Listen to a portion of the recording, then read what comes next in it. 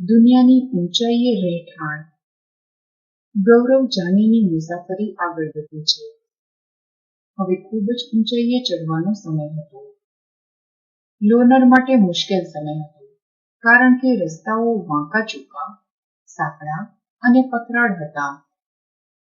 ઘણી જગ્યાએ તો બિલકુલ રસ્તા જ ન હતા. ગૌરવ જાની ચાંગથાંગના પથરાળ મેદાનોમાંથી પસાર થઈ રહ્યા હતા. મિત્રો, પર્વતોમાં રહેતી ચાંગપા જાતિની ભાષામાં ચાંગથાંગ એટલે એવી જગ્યા જ્યાં ખૂબ જ ઓછા લોકો રહે છે. આ જગ્યા દરિયાની સપાટીથી આશરે 5000 મીટર ઊંચાઈએ હતી. મિત્રો, વધારે ઊંચાઈવાળા સ્થળે હવા પાતળી હોય છે. તેથી હવામાં ઓક્સિજનનું પ્રમાણ ઘટી જાય છે. તે જગ્યા એટલી ઊંચી હતી કે ત્યાં શ્વાસ લેવો પણ મુશ્કેલ હતો. આવી ઊંચી જગ્યાએ જવા કેટલીક વાર ઓક્સિજન સિલિન્ડર સાથે લઈ જવો પડે છે. ગૌરવ જાનીને આટલી ઊંચાઈએ પહોંચીને માથું દુખતું હતું અને નબળાઈ લાગતી હતી. પછી તેમને તે હવામાં શ્વાસ લેવાની ધીમે ધીમે આદત થઈ. ઘણા દિવસો તેઓ એ વિસ્તારમાં ફરતા રહ્યા. અહીં એક પણ માણસ નજરે પડતો ન હતો. પેટ્રોલ પંપ કે મિકેનિક પણ ન હતા. ફક્ત ભૂરા રંગનું ચોખ્ખું આકાશ અને આજુબાજુ ઘણા સુંદર તળાવો હતા. ઘણા દિવસો અને રાત્રિઓ પસાર થયા. તેમણે તેમની લૂનર પર આગળ જવાનું ચાલુ રાખ્યું. અચાનક એક દિવસ સવારે તેમણે તેમની સામે સપાટ લીલા ઘાસથી છવાયેલી જમીન જોઈ. ઘણા ઘેટાં અને બકરા ત્યાં ચરતા હતા. થોડે દૂર તેમણે કેટલાક તંબુ જોયા. તેમને નવાઈ લાગી કે ત્યાં કોણ રહે છે અને આટલા દૂરના સ્થળે એ લોકો શું કરી રહ્યા છે. ચાંગપા. ગૌરવ જાની ત્યાં નામગ્યાલને મળ્યા. નામગ્યાલ પાસેથી તેમને ચાંગપા વિશે જાણવા મળ્યું. ચાંગપા એ પર્વતોમાં રહેતી જાતિ છે.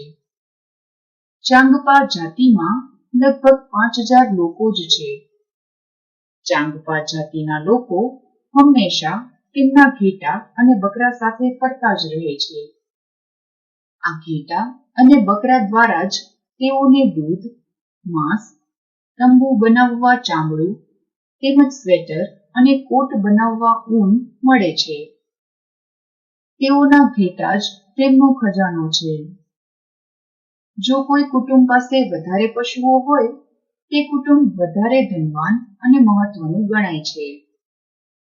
આ ખાસ બકરીઓમાંથી જ તેમને દુનિયાનું પ્રસિદ્ધ પશ્મિના ઊન મળે છે. ચાંગપા જાતિના લોકો તેમની બકરીઓને ખૂબ જ ઊંચી અને ઠંડી જગ્યાએ ચરાવવા લઈ જાય છે. જગ્યા જેટલી ઊંચી અને ઠંડી હોય એટલા જ પ્રમાણમાં આ બકરીઓના વાળ વધુ લાંબા અને સુંવાળા હોય છે. આ કારણે ચાંગપા જાતિના લોકો આટલી મુશ્કેલીઓ સહન કરીને પણ વધારે ઊંચાઈવાળા પ્રદેશમાં રહેવાનું પસંદ કરે છે. આ જ તેમનું જીવન અને જીવનશૈલી છે. મિત્રો, ગૌરવ જાની તેમની મોટરસાયકલ લોનર પર ખૂબ જ ઓછી વસ્તુઓ લઈ જતા હતા. પરંતુ ચાંગપા તેમની જીવન જરૂરિયાતની બધી વસ્તુઓ તેમના ઘોડા અને યાક પર લઈ જાય છે. તેમને બધું સમેટતા ફક્ત અડધી કલાક લાગે અને આગળ ચાલવા લાગે. થોડા જ સમયમાં તેઓ જગ્યા પસંદ કરી તંબુ બાંધી તેમની વસ્તુઓ ગોઠવી દે અને તેમનું ઘર તૈયાર થઈ જાય. રેબો.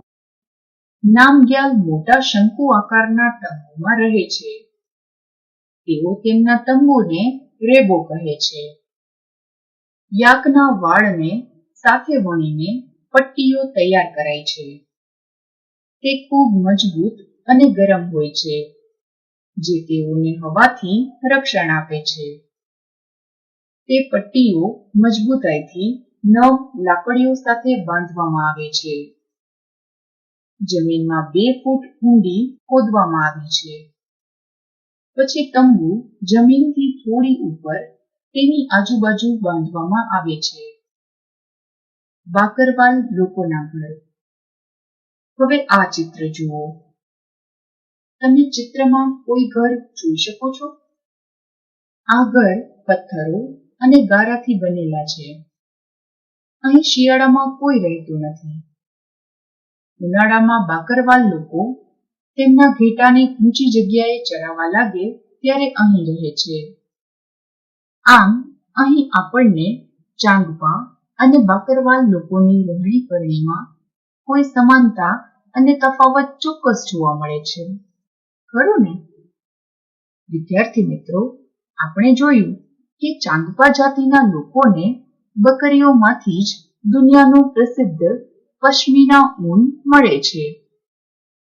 એવું મનાય છે કે પશ્મિના શાલ 6 સ્વેટર જેટલી ગરમી પૂરી પાડે છે.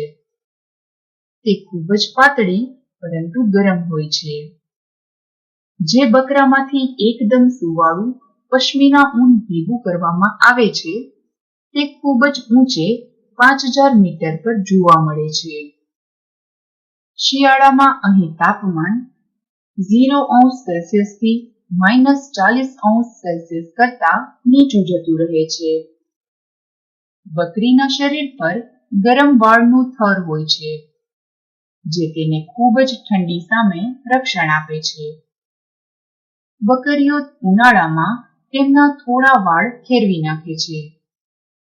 આ વાળ એટલા બારીક હોય છે કે તેવા 6 વાળ ભેગા કરતા તમારો એક વાળ થાય. બારીક વાળ મશીનમાં વણી શકાતા નથી અને તેથી કાશ્મીરના વણાટકામ કરનારા આ શાલ હાથથી વણે છે. આ લાંબી અને મુશ્કેલ રીત છે. લગભગ 250 કલાકના વણાટ બાદ એક સાદી પશ્મિના શાલ તૈયાર થાય છે.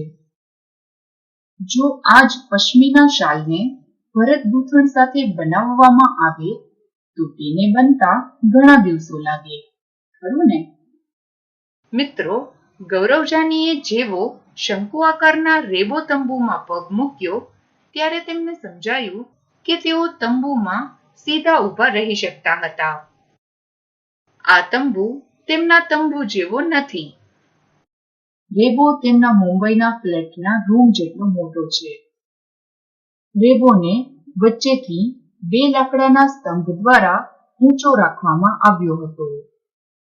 ત્યાં ચૂલાના ધુમાડાને જવા માટે પણ જગ્યા રાખવામાં આવી હતી. મિત્રો, આ તંબુની બનાવટ હજારો વર્ષો કરતા વધારે જૂની છે. આ રેબો તંબુ ચાંગપા જાતિના લોકોને ખૂબ જ ઠંડીથી રક્ષણ આપે છે. ઠંડી પણ કેવી?